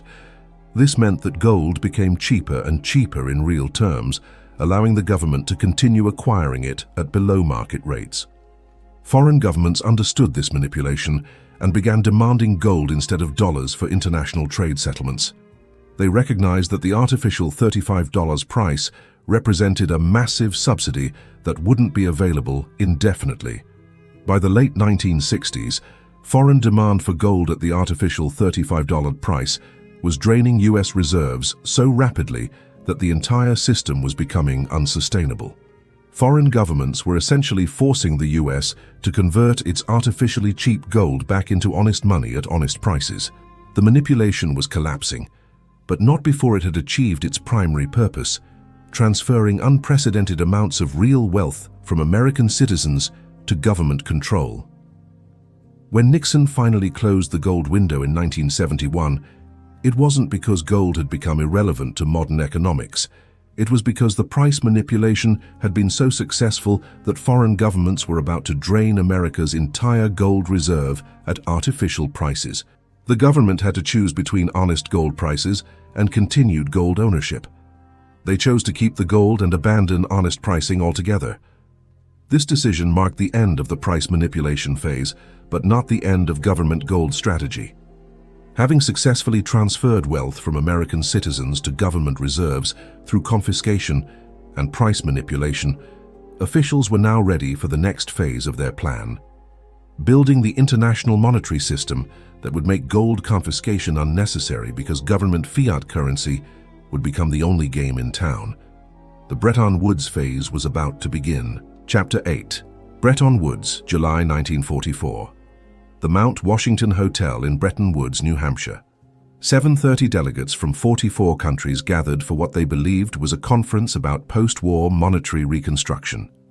What they were actually attending was the culmination of the gold confiscation strategy that had begun in 1933. The American delegation, led by Treasury Secretary Henry Morgenthau Jr., had spent 11 years perfecting the techniques needed to control the world's monetary system through gold manipulation. Now they were ready to export those techniques globally. The Bretton Woods Conference wasn't about creating a new international monetary system. It was about institutionalizing the wealth transfer mechanisms that had proven so effective against American citizens. The conference's official purpose was establishing exchange rate stability for post-war reconstruction. But the real agenda, revealed in declassified State Department memos from the 1970s, was ensuring that no country could use gold ownership to escape American monetary control. The system that emerged from Bretton Woods was elegant in its simplicity and ruthless in its effectiveness. The US dollar would become the world's reserve currency, with all international trade conducted in dollars rather than gold. Foreign countries could convert their dollars to gold at the artificial $35 per ounce rate, but only central banks were allowed to make these conversions. Private citizens in every participating country would be prohibited from owning monetary gold, just as American citizens had been since 1933. This meant that governments worldwide would control their citizens' access to real money, while the US government would control all governments' access to gold through the artificial pricing system. It was global gold confiscation disguised as international monetary cooperation. The psychological manipulation used at Bretton Woods was virtually identical to the techniques used against American citizens in 1933. Delegates were told that private gold ownership was destabilizing to international trade. They were assured that dollar-gold convertibility was temporary and would be phased out as soon as post-war reconstruction was completed. They were convinced that cooperation with the American plan was essential for their country's economic recovery. None of these claims were true, but they were effective. Countries that had maintained gold-backed currencies for centuries agreed to abandon gold in favor of a dollar-based system that gave the United States unprecedented control over global finance. But the most sinister aspect of Bretton Woods was how it institutionalized the wealth transfer techniques that had been developed during the American gold confiscation. Under the new system, countries accumulated dollars through international trade, but could only convert those dollars to gold at the artificial $35 rate. This meant that America could purchase foreign goods and services with paper money, while foreign countries had to accept artificially cheap gold in return. Every international transaction became a wealth transfer from foreign countries to American government reserves. The mechanism was brilliant. Foreign countries would accept dollars for their exports, then convert those dollars to gold at below-market prices. The US would acquire foreign goods and services essentially for free, paying with paper money that cost almost nothing to produce, then exchange that paper for real wealth at fraudulent rates. It was the gold confiscation strategy scaled up to global proportions. The Bretton Woods system also included enforcement mechanisms that ensured compliance with the wealth transfer arrangement. Countries that refused to participate in the dollar-gold system would be excluded from international trade networks controlled by participating nations. They would lose access to World Bank funding, International Monetary Fund support, and Marshall Plan reconstruction assistance. The message was clear: cooperate with American monetary control or face economic isolation. Most countries chose cooperation, but they gradually realized they had been trapped in a system designed to systematically drain their real wealth. The artificial $35 gold price meant that foreign countries were subsidizing American consumption through below-market gold sales. As American inflation reduced the dollar's purchasing power throughout the 1950s and 1960s, foreign countries found themselves accepting increasingly worthless paper in exchange for increasingly valuable gold. France was the first to recognize the manipulation and demand reform. Charles de Gaulle, France's president, publicly denounced the Bretton Woods system as America's exorbitant privilege, the ability to purchase unlimited foreign goods and services with self-created paper money. In 1965, France began converting its dollar reserves to gold as rapidly as possible, demanding honest pricing rather than artificial manipulation. De Gaulle's actions triggered a global awakening to the wealth transfer that had been occurring for 2 decades. Foreign governments realized that they had been systematically cheated through the gold pricing mechanism. They began demanding gold instead of accepting dollars, threatening to drain American reserves entirely. By 1970, foreign gold demand exceeded American gold supplies by over 300%. The manipulation was becoming unsustainable. But rather than return to honest gold pricing, the American government made a decision that would reshape global finance forever. They would abandon gold convertibility entirely, rather than pay honest prices for foreign goods and services. The Bretton Woods system had served its purpose. It had transferred massive amounts of real wealth from foreign countries to American government reserves. It had established the dollar as the global reserve currency. It had created international institutions that would enforce American monetary policy worldwide. Most importantly, it had eliminated private gold ownership in most of the world's major economies, ensuring that citizens couldn't escape government monetary control by using alternative forms of money. The gold confiscation strategy that had begun with American citizens in 1933 had been successfully exported to the entire global financial system. But the system contained a fatal flaw that its architects hadn't anticipated. Foreign governments weren't as easily manipulated as private citizens. Unlike individual Americans, who could be intimidated through criminal penalties and social pressure, Foreign governments had their own militaries, their own economic systems, and their own political interests. They couldn't be threatened into permanent compliance with wealth transfer arrangements that obviously disadvantaged them. As foreign governments became more sophisticated in their understanding of monetary manipulation, they began demanding honest gold prices that would reflect real supply and demand, rather than artificial government intervention. The choice facing American officials was stark: pay honest prices for foreign goods and services, or abandon gold convertibility and move to a purely fiat monetary system that could be manipulated without the constraints of gold backing. They chose manipulation. On August 15, 1971, President Richard Nixon announced the temporary suspension of dollar-gold convertibility. Foreign governments could no longer exchange their dollars for gold at any price. The temporary suspension became permanent, marking the end of gold's role in the international monetary system. But Nixon's announcement wasn't an admission that the Bretton Woods system had failed. It was a declaration that it had succeeded so completely that gold backing was no longer necessary. The global monetary system was now entirely controlled by governments that could create money without any constraint from real value. The gold confiscation strategy had achieved its ultimate objective, eliminating competing forms of money that might limit government power. However, the end of Bretton Woods also marked the beginning of a new phase in government monetary control. Without gold as a disciplining mechanism, government officials were free to experiment with forms of currency manipulation that would have been impossible under gold-backed systems. The stage was set for the most audacious monetary experiment in history, the Nixon shock and the birth of pure fiat currency. Chapter 9.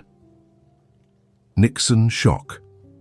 Sunday evening, August 15, 1971, President Richard Nixon appeared on television for what would become known as one of the most consequential economic speeches in world history.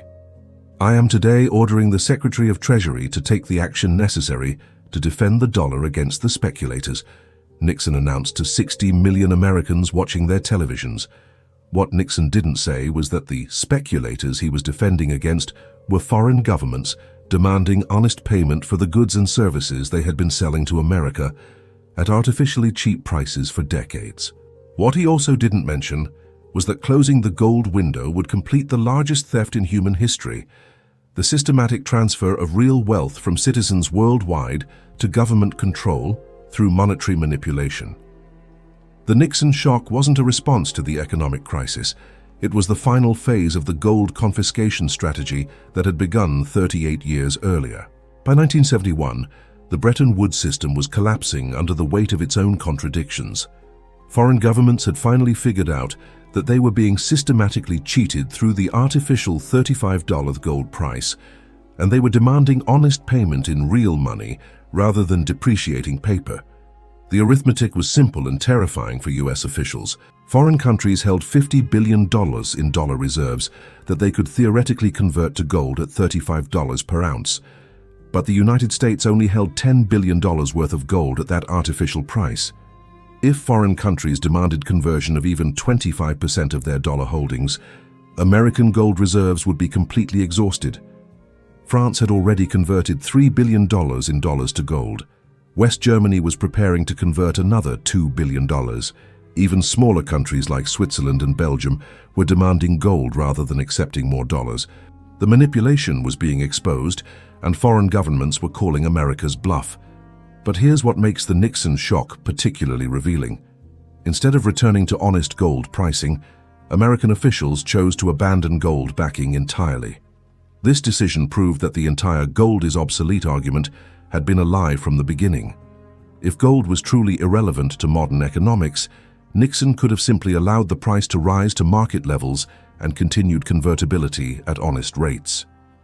Instead, he chose to end convertibility entirely, demonstrating that government officials understood perfectly well that gold represented real wealth they couldn't afford to pay. The speech Nixon gave to justify this decision was a masterpiece of psychological manipulation that used techniques perfected during the 1933 gold confiscation. Nixon blamed international money speculators for attacking the dollar, just as Roosevelt had blamed hoarders for preventing economic recovery. He presented the end of gold convertibility as a temporary measure to defend American prosperity, just as gold confiscation had been presented as temporary emergency action. Most importantly, he wrapped the decision in patriotic language that made criticism seem unpatriotic. The strength of a nation's currency is based on the strength of that nation's economy, and the American economy is by far the strongest in the world. The message was clear. Questioning government monetary policy was questioning American strength and success. But what Nixon's speech concealed was the true scope of wealth transfer that had been achieved through 38 years of gold price manipulation. Between 1933 and 1971, the US government had acquired approximately 20,000 tons of gold through confiscation, artificial pricing, and international manipulation. At honest market prices in 1971, that gold was worth over $800 billion, equivalent to $5.2 trillion today. This wealth hadn't been earned through productive economic activity. It had been systematically extracted from American citizens and foreign countries through fraudulent pricing and legal coercion. The Nixon shock represented the moment when government officials decided they had accumulated enough real wealth to abandon the pretense of honest money entirely. The international reaction to Nixon's announcement revealed how completely foreign governments had been deceived by the Bretton Woods arrangement. French President Georges Pompidou immediately denounced the decision as monetary aggression against countries that had honored their commitments to the dollar-gold system. West German Chancellor Willy Brandt called it a betrayal of international trust that would destabilize global trade. Even British Prime Minister Edward Heath, America's closest ally, privately described the Nixon shock as the most selfish economic decision since the Smoot-Hawley tariff. Foreign governments understood that they had been systematically cheated for decades, but there was nothing they could do about it. The wealth had already been transferred, and America's military and economic dominance made retaliation impossible. The domestic reaction in America was carefully managed through the same propaganda techniques that had been used during the 1933 confiscation. Newspaper editorials praised Nixon's bold action to defend American prosperity against foreign manipulation. Television commentators explained that ending gold convertibility would free American monetary policy from artificial constraints that prevented economic growth. Academic economists published papers arguing that pure fiat currency represented monetary evolution beyond the primitive gold standard that had held back economic progress. None of these commentators mentioned that ending gold backing would give government officials unlimited power to manipulate currency values without any disciplining mechanism from real value. The propaganda was effective because most Americans didn't understand the connection between gold backing and their personal financial security. They had been conditioned for 38 years to believe that government-controlled money was superior to gold-backed money. But the Nixon shock also marked the beginning of economic consequences that would devastate ordinary Americans for decades. Without gold backing to constrain government monetary policy, inflation exploded from 3.4% in 1971 to over 12% by 1974. The purchasing power of American savings was systematically destroyed through currency debasement that would have been impossible under gold-backed systems. Real wages stagnated for the first time in American history as currency manipulation transferred wealth from workers to government and financial institutions that could profit from inflation. Most importantly, the Nixon shock established the precedent that government officials could unilaterally change fundamental monetary rules whenever those rules became inconvenient for government policy. This precedent would prove crucial for understanding modern monetary manipulation because it demonstrated that no government promise about currency backing or convertibility could be trusted when it conflicted with government interests.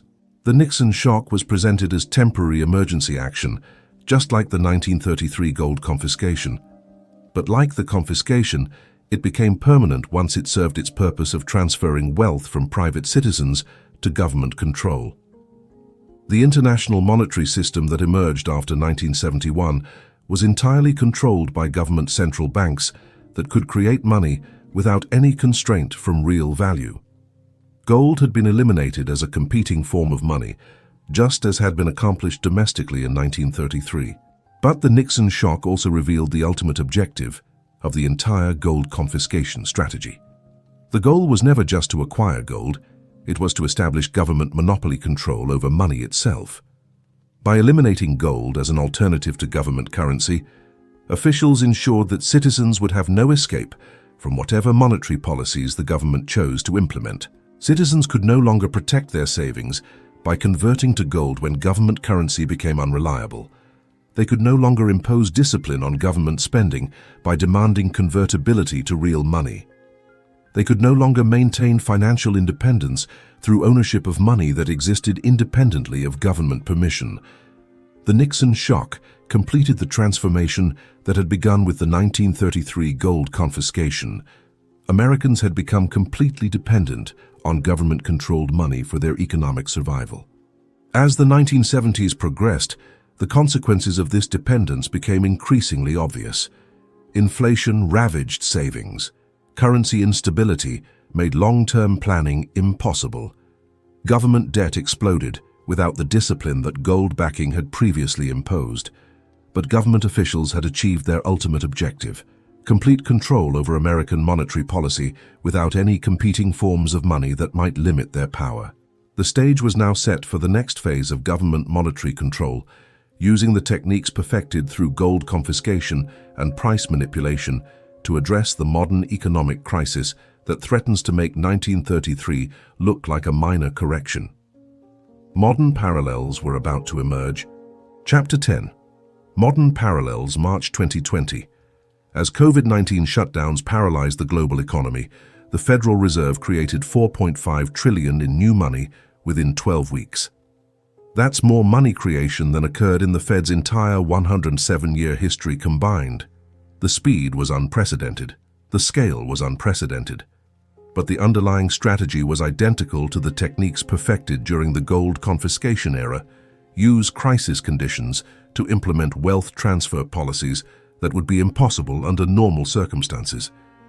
The parallels between 1933 and today aren't coincidental. They're intentional. The same institutions that orchestrated the gold confiscation have spent 90 years perfecting their ability to transfer wealth from private citizens to government control. The technology is more sophisticated, the reach is more global, and the speed is instantaneous. But the fundamental strategy remains unchanged. Create crisis. Blame private citizens. Implement temporary emergency measures. Make the measures permanent once the crisis passes. Today's crisis isn't the Great Depression. It's the great debt bubble that has been building since the Nixon shock ended gold's role as a constraint on government spending. The numbers are staggering. Total government debt, $34 trillion, and accelerating unfunded government liabilities, $175 trillion in present value. Total derivatives exposure, $600 trillion in notional value. Total global debt to GDP, 420% versus 180% in 1929. The system is mathematically insolvent.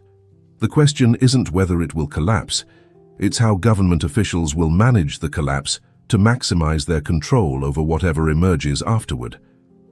The answer lies in studying how they managed the 1933 crisis. Just as the Great Depression was used to justify gold confiscation, today's debt crisis is being used to justify the implementation of central bank digital currencies, CBDCs, that will give governments unprecedented control over private financial activity. The parallels are exact. In 1933, officials argued that private gold ownership was preventing economic recovery by allowing hoarding that removed money from circulation. Today, officials argue that private cryptocurrency ownership and cash transactions are preventing economic recovery by enabling tax evasion and money laundering that reduce government revenues. In 1933, officials promised that gold confiscation was temporary and would be reversed once economic conditions stabilized. Today, officials promise that cash elimination and financial surveillance are temporary emergency measures that will be scaled back once financial crime is controlled. In 1933, officials used the Trading with the Enemy Act to justify seizing assets from American citizens during peacetime. Today, officials use anti-terrorism and anti-money laundering laws to justify monitoring and freezing assets of American citizens without court orders. The legal framework is already in place. The technology is already deployed. The propaganda campaign is already underway. The only missing element is a crisis severe enough to overcome public resistance to complete financial surveillance. That crisis is coming, and it's going to be blamed on private citizens, just like the Great Depression was blamed on speculation and hoarding. Consider how today's financial surveillance already exceeds what was possible in 1933. Every bank transaction above $10,000 is automatically reported to the Treasury Department. Every cash transaction above $3,000 requires identification and record keeping. Every international wire transfer is monitored by the Financial Crimes Enforcement Network. Every cryptocurrency transaction is tracked through blockchain analysis. Every digital payment is stored and analyzed by financial institutions. Americans already live under more comprehensive financial surveillance than existed at the height of the Soviet Union, but they've been conditioned to accept it as normal through the same gradual conditioning techniques used during the gold confiscation era. The conditioning process follows the identical pattern. Phase 1. Target obviously guilty groups that no one will defend: drug dealers, tax evaders, terrorists. Phase 2. Expand surveillance to prevent these crimes before they occur. Phase 3. Apply the same surveillance to ordinary citizens for public safety. Phase 4. Make surveillance mandatory and non-compliance criminal. We're currently in Phase 3, moving rapidly toward Phase 4. The Federal Reserve's research papers on central bank digital currencies read like updated versions of the memos that planned gold confiscation. Programmable money could automatically calculate and deduct taxes, fines, and fees. Real-time transaction monitoring would eliminate tax evasion and financial crime. Emergency powers could freeze or confiscate funds during national emergencies. Geographic spending restrictions could prevent capital flight during crises. The technology would give governments the ability to monitor every transaction in real-time block transactions they disapprove of, automatically deduct taxes, fines, or emergency contributions, prevent citizens from moving money abroad, freeze accounts instantly without court orders, program money to expire if not spent quickly enough.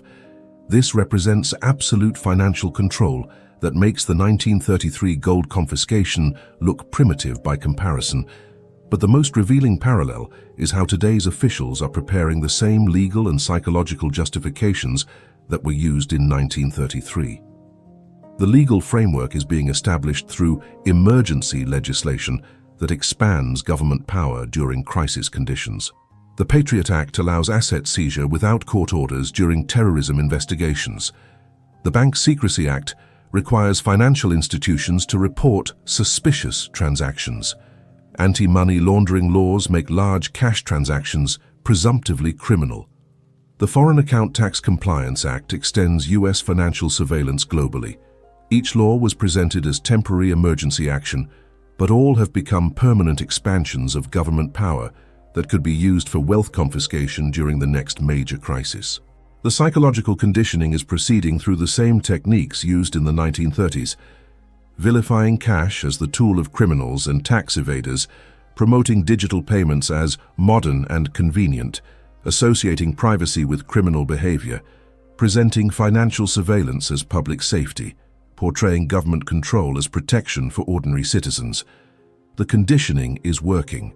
Surveys show that 70% of Americans support eliminating cash to prevent crime.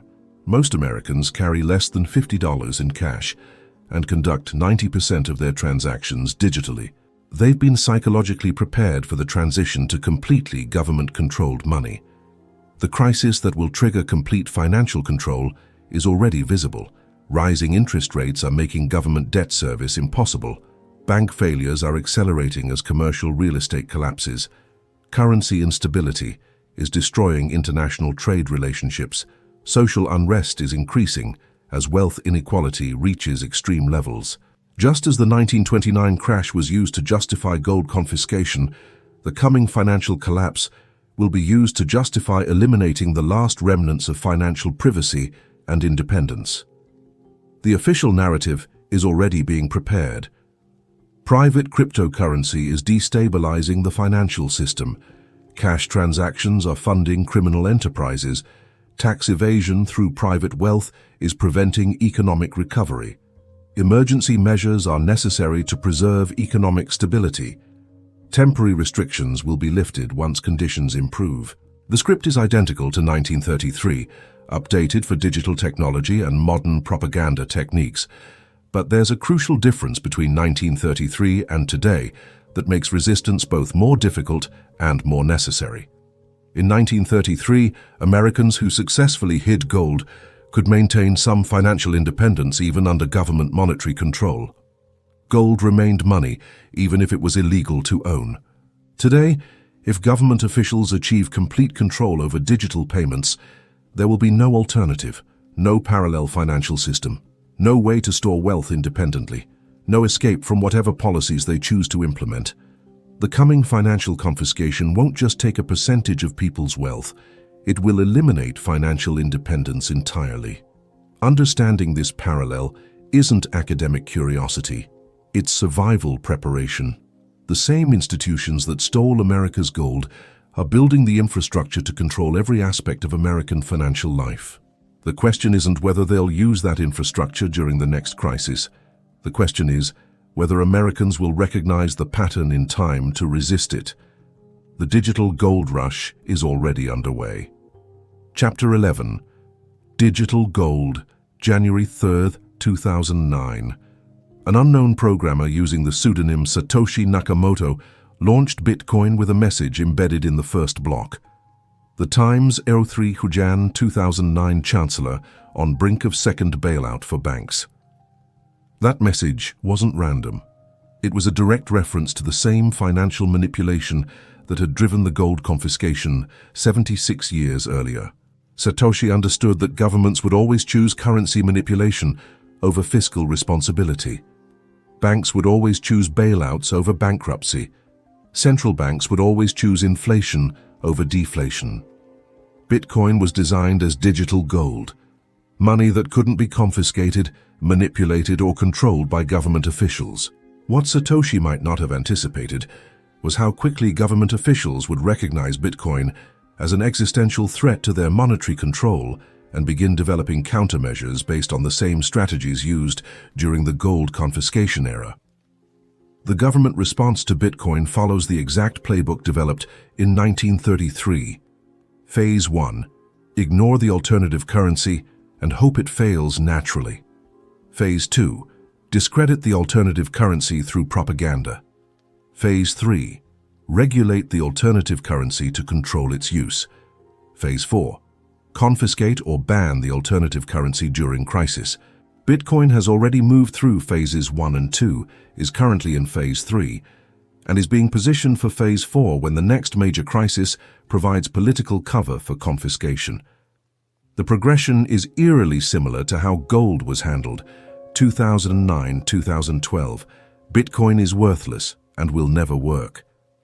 2013-2017, Bitcoin is dangerous and used by criminals.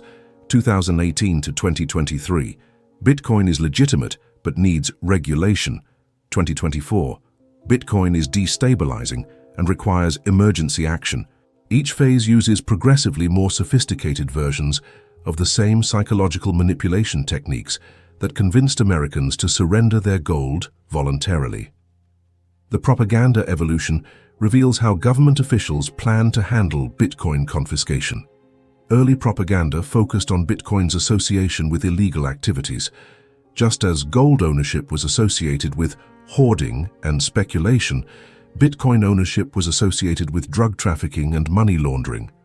Current propaganda focuses on Bitcoin's environmental impact and market volatility.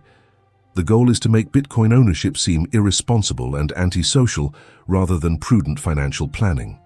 Future propaganda will focus on Bitcoin's role in tax evasion and economic destabilization during the next major financial crisis. Bitcoin owners will be portrayed as unpatriotic citizens who are preventing economic recovery through selfish wealth protection. The regulatory framework being built around Bitcoin is designed to enable confiscation when political conditions allow it. Know Your Customer (KYC) requirements ensure that most Bitcoin purchases are traceable to specific individuals. Anti-money laundering (AML) laws make large Bitcoin transactions presumptively suspicious.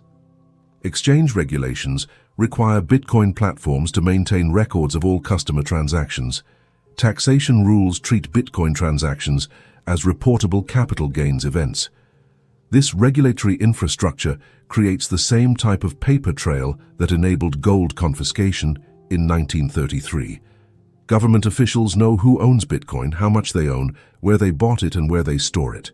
When confiscation orders are issued, the vast majority of Bitcoin holders will be as easily identifiable as gold holders were in 1933. But the government's Bitcoin strategy goes beyond simple confiscation. They're developing digital currency alternatives designed to make Bitcoin ownership unnecessary and eventually illegal. Central bank digital currencies represent the final evolution of the monetary control strategy that began with gold confiscation. Unlike Bitcoin, CBDCs can be created instantly by central banks in unlimited quantities. Unlike Bitcoin, CBDC transactions can be monitored, blocked, or reversed by government officials. Unlike Bitcoin, CBDCs can be programmed with restrictions on how, when, and where they're spent. Unlike Bitcoin, CBDCs can include automatic taxation, fees, and wealth confiscation mechanisms. CBDCs are programmable government money that makes the 1933 gold confiscation look like amateur theft. Consider the control mechanisms already being tested in CBDC pilot programs. Expiration dates that force spending within specific time periods. Geographic restrictions that prevent money from being used in certain locations. Vendor restrictions that block purchases. Government officials disapprove of automatic taxation that calculates and deducts taxes in real-time emergency confiscation that can freeze or seize funds instantly. These capabilities represent absolute financial control that would have been impossible to imagine in 1933.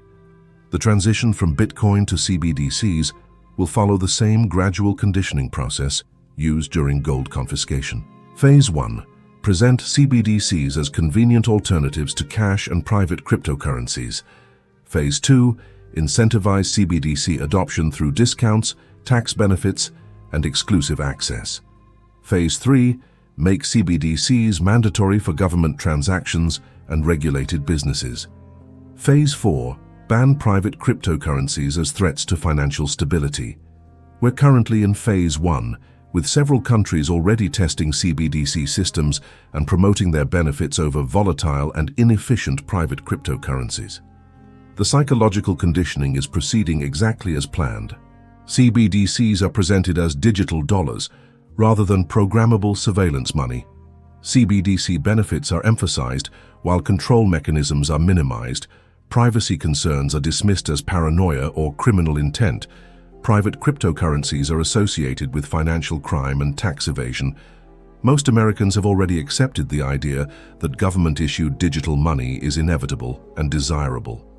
But the Bitcoin confiscation strategy includes elements that weren't available in 1933, making resistance more difficult and government control more comprehensive. Unlike gold, Bitcoin transactions are recorded on a permanent, immutable blockchain that provides complete transaction histories for anyone whose identity is known to authorities. This means that government officials can analyze years of Bitcoin transaction data to identify not just current holders, but everyone who has ever owned Bitcoin, everyone they've transacted with, and all the techniques they've used to maintain privacy. The blockchain analysis industry has developed tools that make Bitcoin surveillance far more comprehensive than was possible with gold in 1933. Transaction clustering algorithms that identify related addresses belonging to the same individual. Chain analysis that traces Bitcoin movements through multiple transactions and mixers. Exchange surveillance that monitors all Bitcoin purchases and sales through regulated platforms. Mining pool monitoring that tracks newly created Bitcoin to specific geographic regions. These tools allow government officials to build comprehensive profiles of Bitcoin users that include their transaction histories. privacy techniques, political affiliations, and social networks. When Bitcoin confiscation begins, the government will possess far more detailed intelligence about Bitcoin holders than they ever had about gold holders. The enforcement strategy will also be more sophisticated than was possible in 1933. Rather than relying on voluntary surrender followed by criminal prosecution, government officials can simply freeze the bank accounts and credit cards of anyone who fails to surrender their Bitcoin. Since most Americans depend on regulated financial services for daily expenses, they can be forced into compliance without criminal charges or prison sentences. This approach avoids the public sympathy that criminal prosecutions might generate, while achieving the same compliance results through economic pressure that most people can't resist. The international coordination is also more comprehensive than was achieved during the gold confiscation era. The Financial Action Task Force coordinates Bitcoin regulations across 39 countries. The Bank for International Settlements coordinates CBDC development across all major economies. The International Monetary Fund promotes regulatory harmonization for cryptocurrencies. The World Economic Forum develops public-private partnerships for digital currency control. This international framework ensures that Americans will have no offshore alternatives when Bitcoin confiscation begins, just as they had no foreign alternatives during gold confiscation. But perhaps the most sophisticated aspect of the Bitcoin confiscation strategy is how it leverages the same emergency powers that were used in 1933. The Treasury Department already has authority to ban transactions with any digital currency deemed a national security threat. The Federal Reserve already has authority to regulate any payment system that could affect monetary policy. The SEC already has authority to classify any digital asset as a security subject to confiscation. The CFTC already has authority to regulate any commodity used for speculation or manipulation. The legal framework for Bitcoin confiscation already exists and can be activated immediately during any crisis that government officials choose to declare an emergency. The stage is set, the technology is ready, the regulations are in place, the international coordination is established. All that's missing is the crisis that will provide political cover for eliminating the last alternative to government-controlled money. That crisis is being engineered right now through the same debt accumulation and monetary manipulation that created the Great Depression. The future confiscation isn't a possibility. It's an inevitability unless Americans understand the pattern and organize resistance before the crisis provides cover for government action. The window for preparation is closing rapidly. Chapter 12. Future confiscation. The infrastructure for the greatest wealth confiscation in human history is already built, not being planned, not being designed, already operational. Every digital transaction you make is monitored and stored. Every bank account you own can be frozen instantly. Every investment you hold can be seized without court orders during national emergencies. Every cryptocurrency you purchase is tracked from the moment it enters a regulated exchange. The legal framework exists, the technology is deployed, the international coordination is established. The only missing element is the crisis that will provide political cover for activating the system. That crisis isn't coming, it's here. The numbers are beyond comprehension. 34 trillion in federal debt, requiring $1.2 trillion annually. Just for interest payments, 175 trillion in unfunded liabilities for Social Security and Medicare, $600 trillion in global derivatives exposure that dwarfs entire economies, 420% debt to GDP ratio across major economies, versus 180% before the 1929 crash. The system is mathematically insolvent. The question isn't whether collapse will occur, it's how government officials will manage the collapse to maximize their control over whatever emerges. The answer lies in perfecting the wealth confiscation techniques that have been developed over 90 years of experimentation. The coming confiscation will make 1933 look like a practice run. Instead of targeting one asset class, gold, the next confiscation will target all forms of private wealth that exist outside government control. Cryptocurrencies will be banned as national security threats. Cash will be eliminated as outdated and inefficient. Bank deposits above certain amounts will be temporarily frozen. Investment accounts will be subject to emergency wealth taxes. Real estate will face crisis contribution assessments. Precious metals will be prohibited as anti-government hoarding. The legal justification is already established through decades of emergency powers legislation. The International Emergency Economic Powers Act allows the President to regulate or prohibit any financial transaction during a declared national emergency. The Bank Secrecy Act requires financial institutions to assist government investigations by freezing accounts and providing records. The Patriot Act allows asset seizure without court orders during terrorism investigations. The Trading with the Enemy Act remains in effect and can be applied to American citizens during emergencies. These laws have been tested and refined through smaller-scale confiscations that prepared the enforcement infrastructure. Civil asset forfeiture has accustomed law enforcement to seizing private property without criminal convictions. Tax liens have normalized the seizure of real estate for unpaid government debts. Bank account freezes have become routine during investigations of suspicious financial activity. Cryptocurrency seizures have established precedents for confiscating digital assets. The infrastructure is ready for scaling up to comprehensive wealth confiscation. The triggering event will be presented as an external crisis requiring emergency government action. A cyber attack on financial infrastructure that requires